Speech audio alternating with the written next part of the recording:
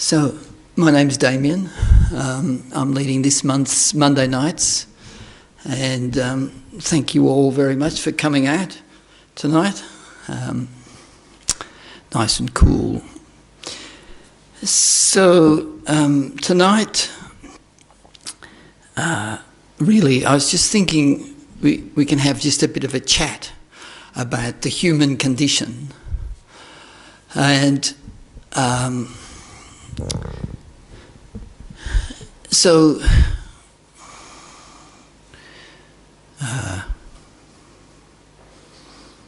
the ancient definition of a human, which comes from the Hindu tradition, was a being who can think and understand. So a living being who has the ability to discriminate. And to discriminate and to know. So it's worth thinking about that in relation to ourselves, that we have this particular ability to work out our environment and our experience and, to analyse and deduct and learn, probably in ways that is not possible for animals or birds or any other creature. So, whether we use that or not is a different question, but this is sort of something within the sphere of our ability that we can discriminate and learn and understand. So, a person, what is a person? So we have a natural sense of I, and then we have as well, we can happily say my body. So we assert some ownership over this body, and we also say my mind. So these three, the sense of I, the body, my body, and my mind. So these three, while we're alive, these three are inseparable, So we can think about these three. So then we might say, the happiness of I, of me, the person, is dependent on the happiness of the body, our good health, our good physical conditions, and it's dependent on the happiness of my mind. So if my body is happy and my mind is happy, I am happy. If my body is sick and my mind is unhappy or disturbed, then I am unhappy, I am disturbed. So we say these things. So the I itself, the sense of I, is just this sense of I. But we've attached it to the body and the mind. So when my mind is unhappy, when I'm depressed or disturbed, whether I'm really angry or jealous, then I am unhappy with that experience. I am unhappy with that experience of my mind. When my body is painful, I've sickness, weak, dehydrated, physically unwell, I am unwell. Right, so it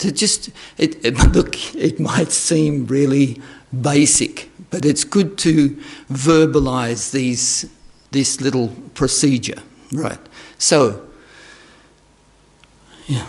I am happy, I am unhappy, dependent on my body and my mind.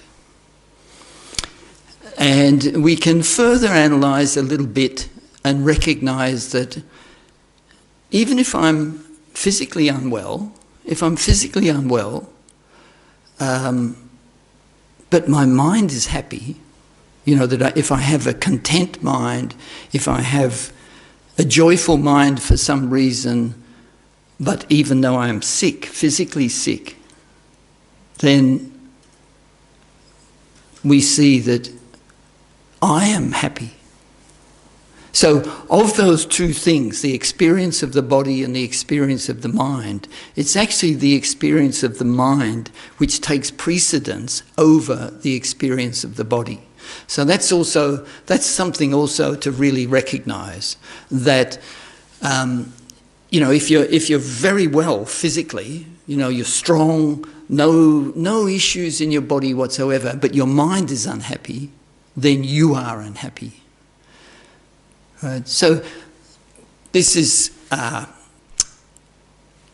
it's pretty simple, but it's good to just reinforce that reality of this mind-body-I triumvirate of experience, our experience.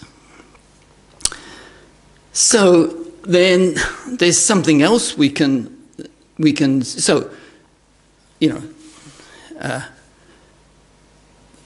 merely from having this sense of I, there is also associated an innate instinctive wish to be happy, and an instinctive wish to be free from suffering. And it's sort of like, again, it's part and parcel of the sense of I and the way that the sense of I interacts with our body and mind. So there's this just that, and if you think this is not true, then next time you're in a really happy situation, say you're sitting around with your family and everybody's happy and there's a lot of joy in the room and a lot of affection and closeness, at that very moment, ask yourself, do I like this happiness? At that moment of happiness, think, do I like this happiness? And the answer is a resounding yes. And similarly, if you are in a situation of disturbance and there's aggression and you're really feeling, or your body is really sick or something, and your mind has got all these disturbances, and at that moment of disturbance and of unhappiness and sort of like a very unsettled mind, at that very moment of misery, ask yourself, do I like this misery or don't I like this misery? So I think if you do that analysis, then you can quite easily reinforce to yourself that yes, it is absolutely true that I have an instinctive wish to be happy and an instinctive wish to be free from suffering. So, because sometimes when Buddhism in particular says this, some people say, oh, that's not quite correct. That's not what drives me in my life. It's sort of people sometimes think that there's other things that are the real drivers in their life. But so there's an opportunity here to check whether that's actually true for yourself or not. And I would contend that it is true for all of us. And it's not just true for humans, it's also true for birds and reptiles and animals and fish. They all want to be happy and want to be free from suffering, want to be free from fear, want to be free from torment, want to be free from misery, want to be free from suffering. It's sort of an instinctive part of this sense of I. Okay, so we can accept that. And then we think that in my life, I can happily say that I have put in a lot of effort in my life to be happy and to be free from problems and to be free from misery and suffering. A lot of effort. playing sport, getting an education, finding relationships, ending relationships, eating, not eating, sleeping, not sleeping, watching TV, not watching TV. Every action motivated by this wish to be happy and to be free from suffering, from the most mundane and trivial action through to the most important life decisions. They're all motivated by this instinctive wish to be happy and to be free from suffering. So, why then does suffering occur to us? Why is it that we lack happiness? We want happiness, but we lack happiness. We want to be free from suffering, but we encounter suffering.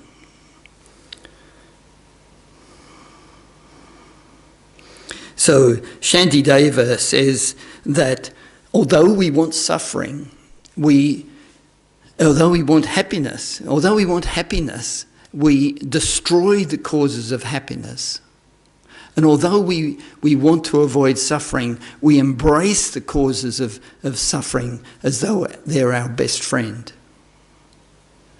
So this is the big question that the Buddha tried to answer for us, tried to help us with. Why is it that our whole wish is to have happiness and to be free from suffering, yet we are prone to creating our own suffering and we are prone to destroying our own happiness through various actions of body and mind? So let's talk about the mental actions. So the mental actions that cause unhappiness, or the mental actions that destroy happiness, we refer to them as afflictions. So it's just a term. So this term afflictions is applied to a whole collection of mental behaviours where the result of those behaviours is suffering. It's disturbance. And initially it's mental disturbance, and then that mental disturbance manifests into physical actions. So, for example, the affliction of anger is where I have a thought that this person here is my enemy. That this person is actually, they're harming my happiness. They're harming my happiness, and so I generate initially just dislike, and then that strengthens into a feeling of anger, of a sort of a wish to harm them, and it can further develop into a sense of hatred, which is like a persistent, ongoing mind of anger, that pervades all aspects of your relationship with the person. And that strength of mental feeling then manifests in physical actions. And I might strike, or I might humiliate, or I might undermine, or I might betray or deceive that person, from this affliction. So the point is that the mere possession in my mind of this mental attitude, the mere possession of that mental attitude is itself suffering. So, and that's the sort of the underlying basis of the great amount of the Buddhist thought transformation techniques is based on this recognition that the possession within my mind of these afflictions, the presence in my mind of these afflictions, such as anger, jealousy, arrogance, pride, covetousness, harmful intent, all of these different thoughts, that the mere presence in my mind of those thoughts is itself destructive of my happiness. So, the I, my sense of I is both, it's both the cause of me getting angry. It is the cause. My sense of I, feeling superior or aggrieved or betrayed or some sort of feeling, and then that sense of I, in a sense, motivating my mind to create anger, to create hatred. So that within my mind then the state of anger or the state of hatred arises. And so the I, this I which disliked something, it disliked some circumstance, and it then motivates my mind in a way to create anger. But then the I itself becomes the victim of that very anger which the I has created supposedly to solve my problems. That the I is creating anger to solve the problem of something that I dislike. But the reality is that I become the greatest victim of that very creation of anger. So similarly, like jealousy, you see somebody beautiful or somebody successful, somebody who maybe is a better person than you are, and so you have this funny feeling of, like resentment or some sort of feeling, and so you find that you dislike that person because of their success. And so this mind of jealousy arises, and the very jealousy, based on this, your own dislike, itself makes you a victim of that emotion. You yourself suffer from that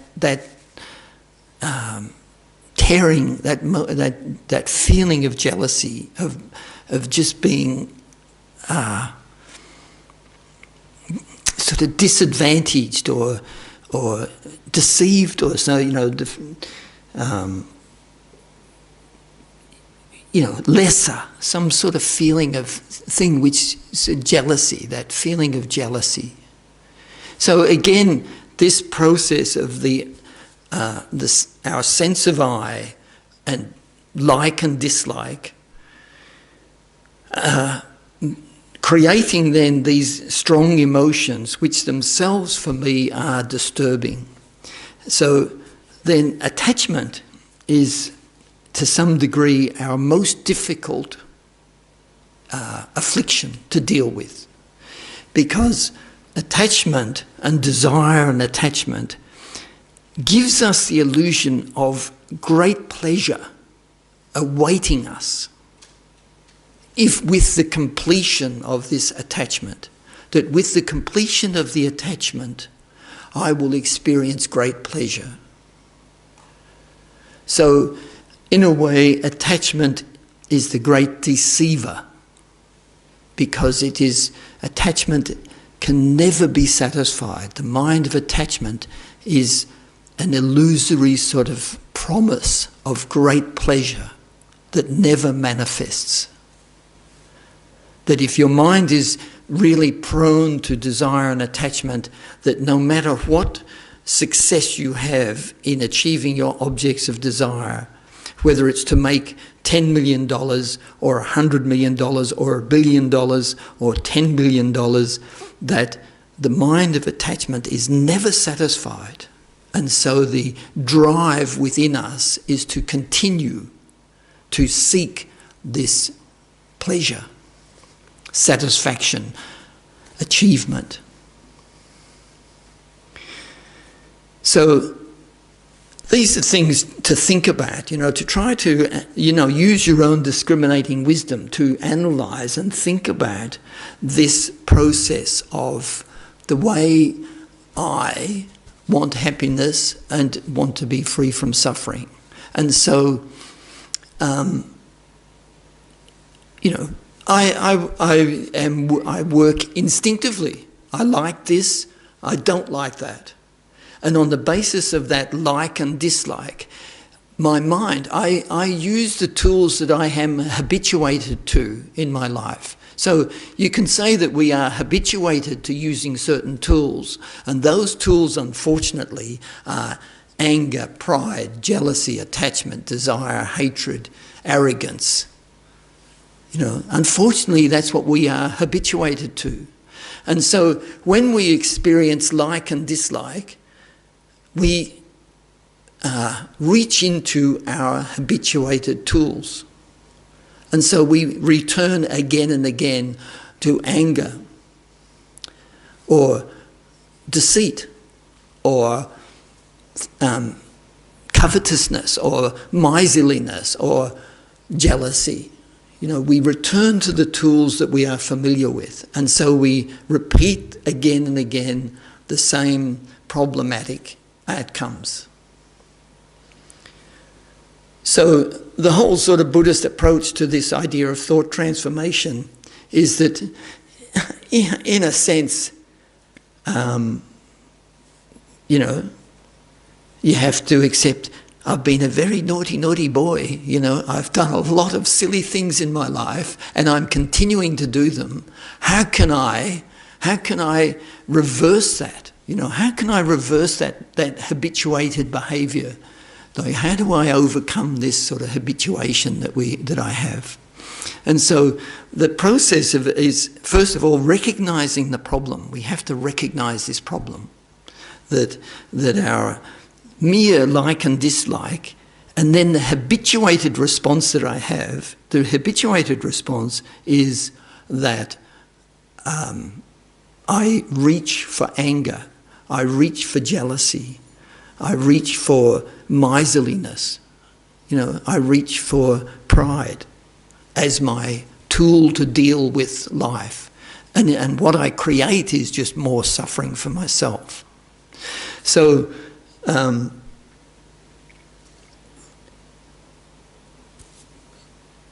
I said in the blurb in the newsletter, the Buddha recommends, the solution here is loving kindness and compassion. So,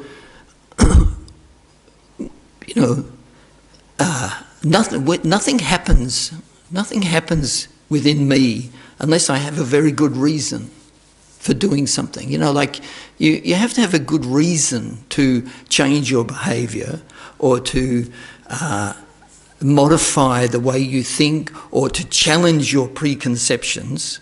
So we are filled with preconceptions. This person has insulted me. I have to stand up for myself and I have to hurt them.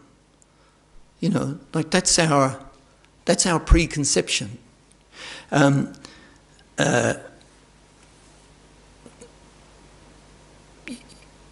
This person has got a promotion ahead of me, and I feel a huge loss from that, so I am going to be jealous of this person, and I am then going to undermine them and backstab them and cause a lot of difficulty for them because I should have got that job.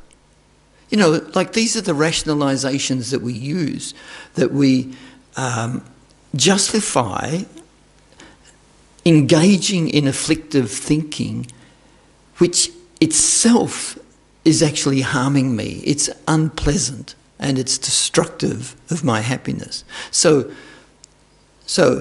how do we sort of reverse that trend or that long habituated train of thinking? So the Buddha said that real happiness comes from developing loving kindness and developing compassion for others. So we may well say this, I love compassion. Compassion is great. Loving kindness, that's great also. You know, like, they're really good things. Well done, Buddha. You know, like, we can say that, but the step is, how do I feel it myself that it's valuable? And that, I think that requires a lot of thinking and a lot of processing of this of this idea of the way that afflictions work.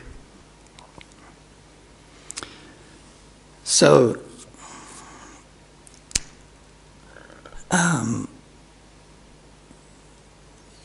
we can think, in one way we can think is that if I see something out there and I think, for this person, you know, for them having loving kindness thinking and, you know, generating love for other people, that's beneficial for them, right? And if I see this other person and I think, you know, having anger and jealousy and pride, you know, I can see for them that that's harmful for them. You know, because you look at the circumstance, you know, you can look at the news or the newspaper headlines about high-profile people being determined by a jury, by a judge, to be not a wholesome person, and you think, you know, that's a very unsatisfactory outcome for that person. You know, like, you know, we can sort of see all these things objectively out there. But to me, you know, like to the individual looking at this, it doesn't particularly mean much for me. You know, like, so the thing that makes a difference for me is in my sphere, is what makes me happy and what makes me miserable. So there's two aspects to this sort of statement. One is that the basic implication is we don't particularly care about others. You know, that's the basic bottom line, is that we aren't particularly that caring of what happens to others, as our natural inclination is a little bit self-centred, we could say, right? So the point of loving kindness is to try to actually have concern and care for others, to actually develop a sense of care and concern for others. So why would we do that, right? And the same with compassion. Compassion is wanting others to be free from suffering. And you think, well, you know, my own self-interest is all about me. So why would I bother generating compassion, which is really about the suffering of other people and them not having that suffering? So both of these things, loving kindness and compassion, so the Buddha says these are the solution to your problem. You know, loving kindness and compassion is the solution to my problem. So we have to think, why is it that me generating loving kindness towards others and me generating compassion to others, why is that a solution to my problem? Right? And that's the biggest thing to try to think about, as to why loving kindness for others and compassion for others is actually the solution to my problem. To understand why is that? That's the key sort of problem of the Buddha's teachings, is for us to try to understand why loving compassion for others and compassion for others, loving kindness for others and compassion for others is actually the solution to my happiness and my suffering.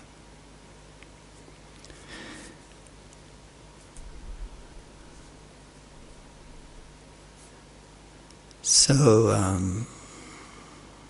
you'll have to come back next week for us to no, I think we'll have to, that's something for us to think about, and we can progress on that topic as to, how we do that. But I think, this is where we can all use our discriminating wisdom to start thinking about this issue.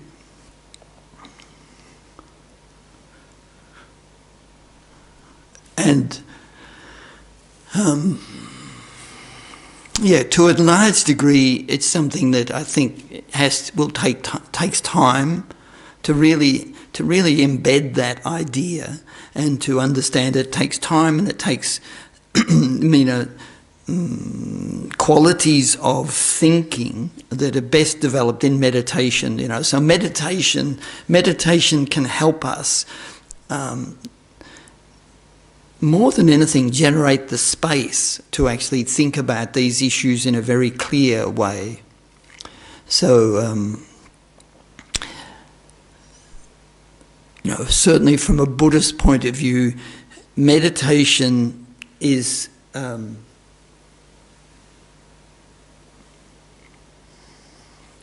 meditation has a very specific sort of definition, that its primary objective is overcoming my afflictions. My afflictions. So for me, meditation is overcoming my afflictions. And also the definition of meditation is the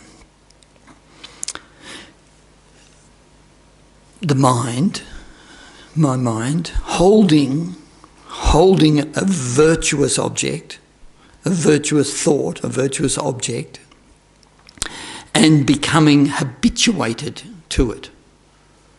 Becoming habituated to the virtuous thought. So, in this world today, there's sort of like mindfulness and meditation everywhere, Even at my work, we have a mindfulness class. And often meditation is presented as mere focus. So from a Buddhist point of view, mere focus is good, but mere focus on a virtuous object, a virtuous thought, is what meditation is. It's about habituating our mind to something virtuous. So, breathing meditation, the breath, if we focus on the breath itself is neutral. It's neither positive nor negative, the breath itself. And it's formless. It has no colour. You can say it has no shape if we're talking about the sensation. And so it's a neutral, formless, shapeless, colourless object.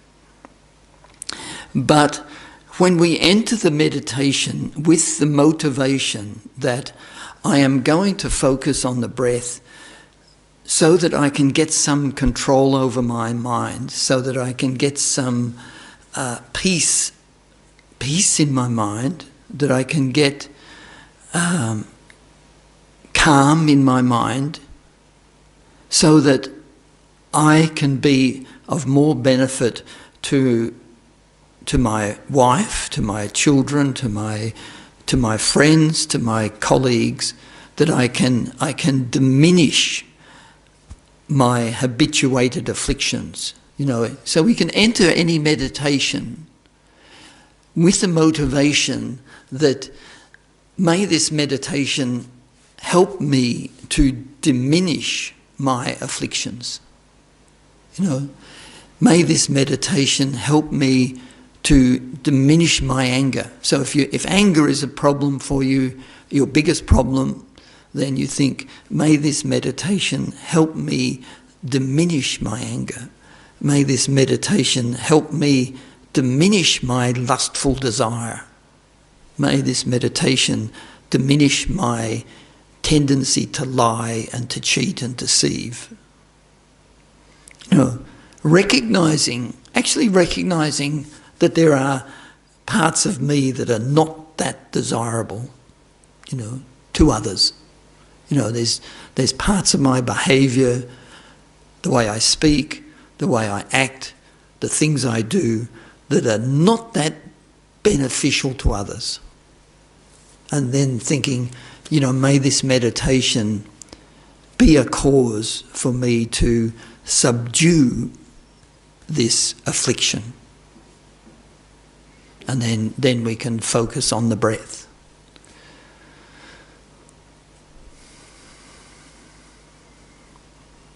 So we'll do some breathing meditation. So just sit in a comfortable position. Ideally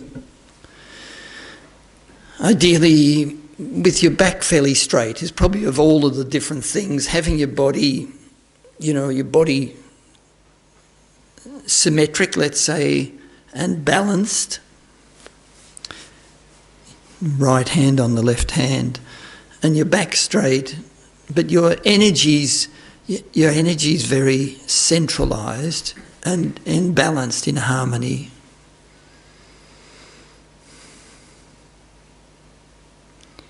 And so you can do a very quick scan through your body and relax your body. If there's any tension in your body, imagine that it flows away. And we can do a very deep in-breath. So it's like a forcible in-breath. And imagine then that we breathe out all the tension in our body. Gathering it up. Gathering up all the tension in your body with your breath and then expelling it.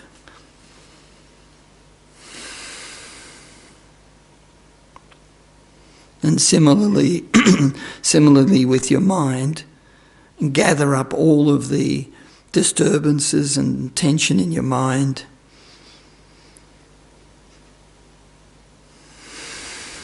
And expel it. And then, in fact, let all of the thoughts fall away from your mind. So you just keep sort of bypassing all of the thoughts in your mind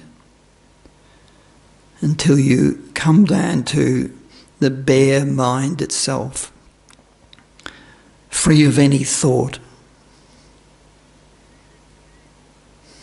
A state of no thought.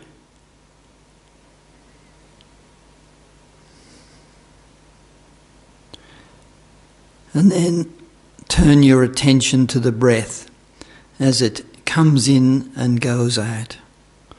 Just the awareness of the breath coming in and going out. Merely coming in, merely going out. And focus on the awareness of that breathing. And keep your attention 100% on that for the next few minutes.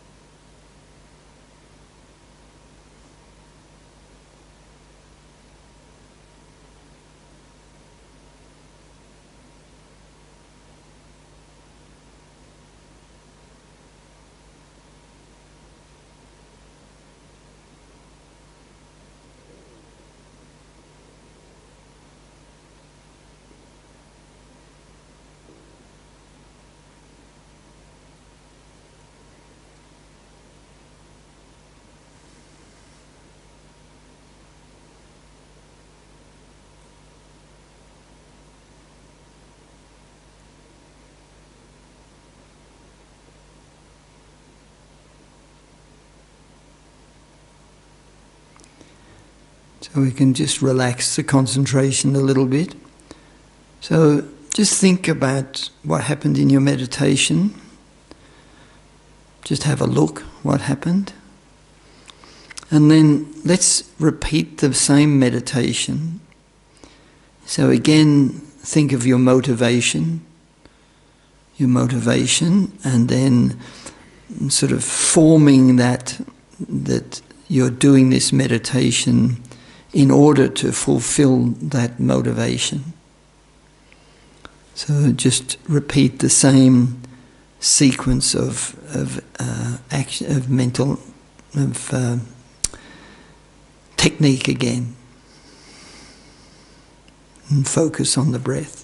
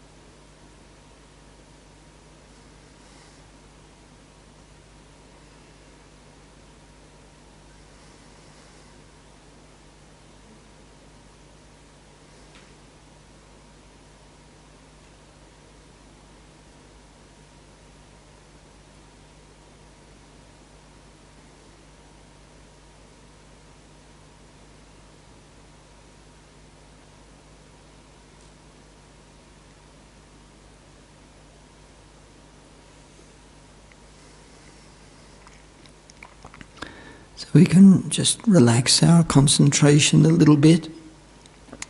So now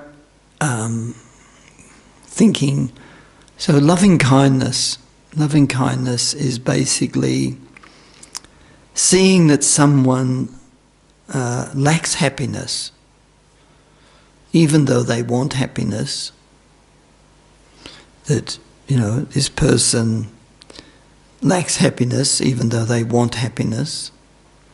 And compassion is the mind that thinks this person doesn't want suffering, but they have suffering. So loving kindness is the thought that they be happy. The thought, may they have happiness. And compassion is the thought, may they not have this suffering. May they be free from suffering. So you can see that both loving kindness and compassion are both based on like an affectionate, caring attitude towards others. Almost a sense of responsibility for yourself to have some care for their happiness and to have some care for their freedom from suffering. So loving kindness is the thought, may you be happy. You lack happiness, so may you be happy. And compassion is the thought, you are suffering. You do not wish to suffer. May you be free from suffering. So in this meditation now, pick somebody close to you and visualize them in front of you. Just one person. If you want, you can choose just one person, or you can choose, say, a small group of people close to you, 5 or 6, or even you can choose many, to visualize many people. And so, first of all, think, this person in front of me wants happiness,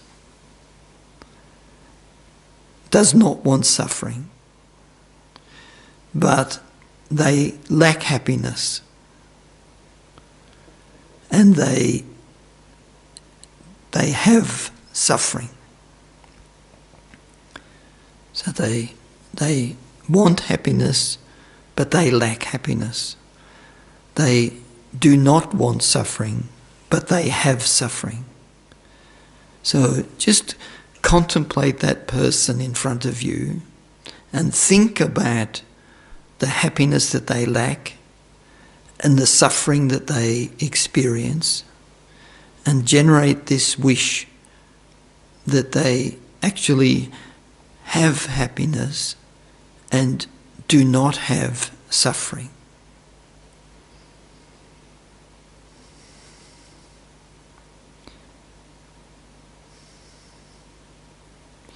And you can think about many different types of happiness that they lack and many different types of suffering that they experience. And for each one of these moments, generate the wish that they have that happiness and generate the wish that they do not have that suffering.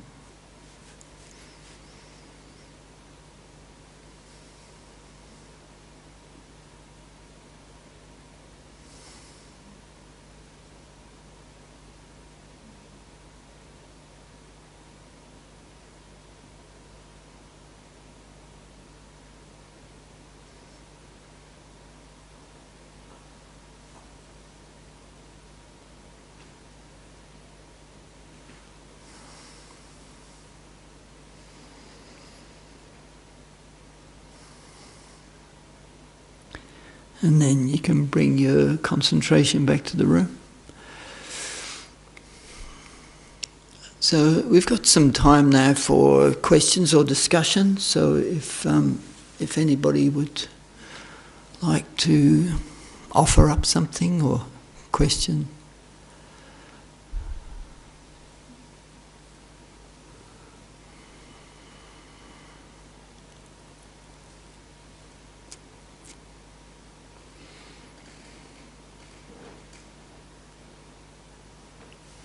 That was, yeah. Well, when you said why does thinking of others with love and compassion make us happy? I thought, oh, that's interesting. And then you said, oh, we'll have to wait till next week. And I started thinking, oh, well, because it takes, just, maybe this isn't what you're going to say. Like, it takes your mind off your own suffering. It takes your mind off your own misery. And also... I wasn't looking for an answer, Lois. No, I know, but I was just thinking, is this what he's going to say? And also, you feel less lonely because other people are sort of interesting and, you think about them and you feel less lonely and it's interesting. So, is that what you're going to say next week?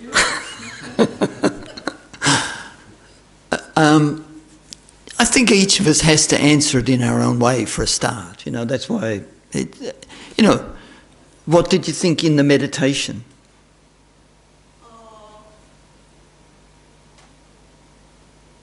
Well, you don't want them to suffer and you want them to be happy.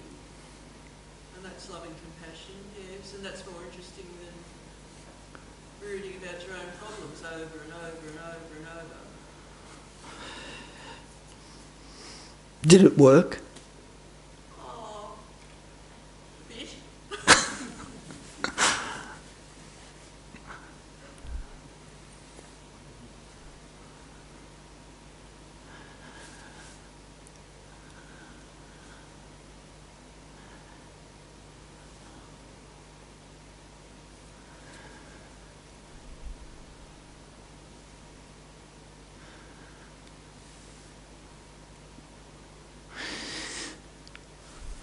Yeah, so I think, there's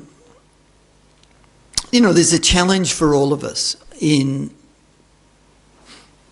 accepting a reality about ourselves, particularly around this idea that, I want to be happy, I want to be free from suffering, I perceive the world in a certain way due to, maybe, like Buddhism also talks about a very deep-seated ignorance in the way we perceive reality. But, I am subject to that. So sort of within my sphere of experience, I see the world in a certain way. I like this. I dislike that. And then this process of habituation takes over. And so, due to my habituation to anger, I think that anger is a reasonable strategy to deal with this thing that I dislike. Due to my habituation, I feel that, and it is habituation. It's almost automatic. If you're very prone to anger, it is automatic that your first response is anger to something you dislike. That your interaction with other people, your first response is arrogance and superiority and looking down on others or diminishing them, sort of through habituation. You encounter somebody who needs something and your habituated response is miserliness, as no way am I helping you, This is mine, this is mine. These are habituations, that we have acquired over a very long time. And sometimes we don't see them as just mere habituations, something that by some process we've actually trained ourselves in this habituated response, But to see that it's just mere habituation, without any good logic or without any good reason or anything, it's just something we have habituated ourselves to, and we can reverse that habituation. We can generate a different habituation. We can generate an habituation towards love and compassion. But we have to find for ourselves a really good reason to put in that effort. So to find that good reason, we have to understand our own circumstance really well. What has gone wrong with my wish to be happy and my wish to be free from suffering?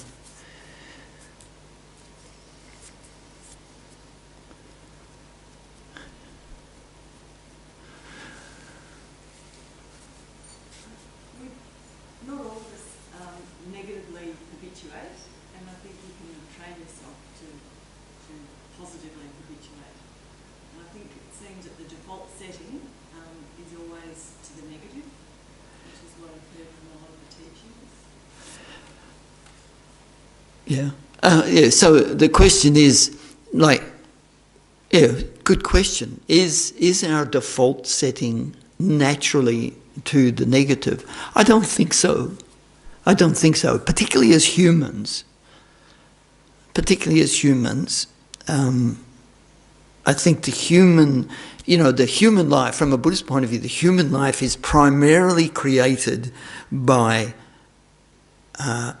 morality. It's primarily created by ethical behaviour, creates the circumstance to have a human life.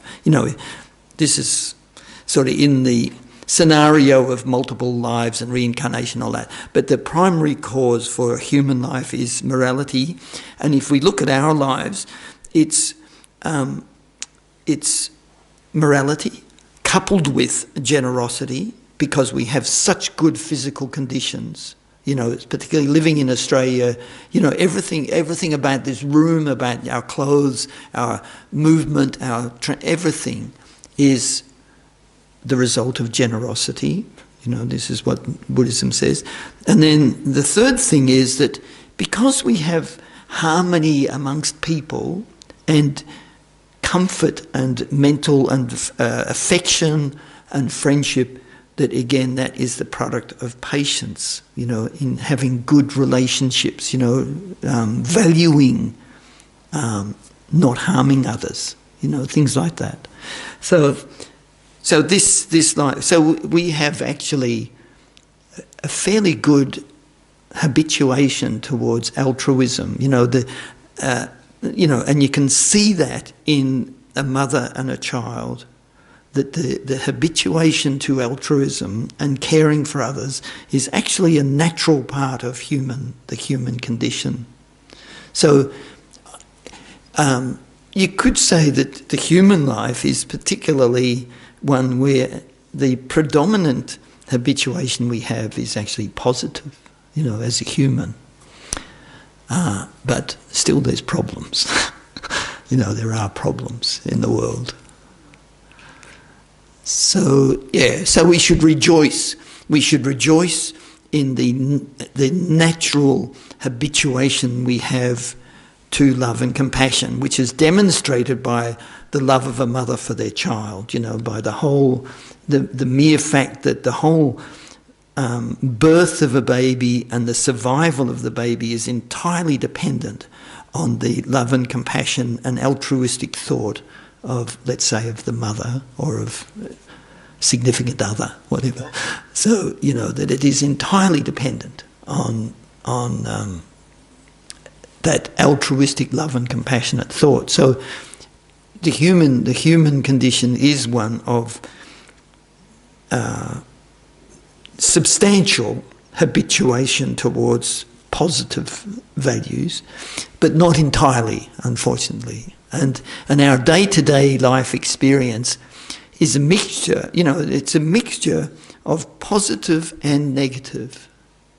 And we need to own both of them and recognise both of them so that we can develop one and diminish the other.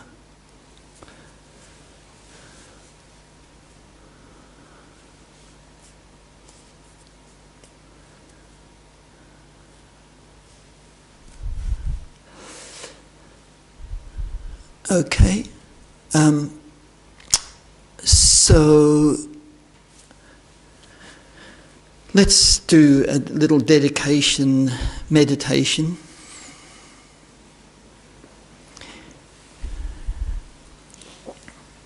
And partly what we're trying to do here, is habituate ourselves to thinking differently. To habituate ourselves to self-examination and examination of our environment and our world, and to trying to habituate ourselves to developing a different approach to our life, happiness, suffering, and the happiness and suffering of others. So to spend an hour doing that is really something very special. And think that from all of us together, takes the form of white light. Let's say white light in the middle of the room, and imagine that it dissolves into you and fills your body with light. So your body becomes completely composed of light. And then radiate out that light, that benefit, the benefit from tonight, radiate it out, give it away to the person that you considered in the meditation, to everybody else here in the room, and to your loved ones, your family. And in fact, you can imagine it going out to every living being, bringing some benefit to them.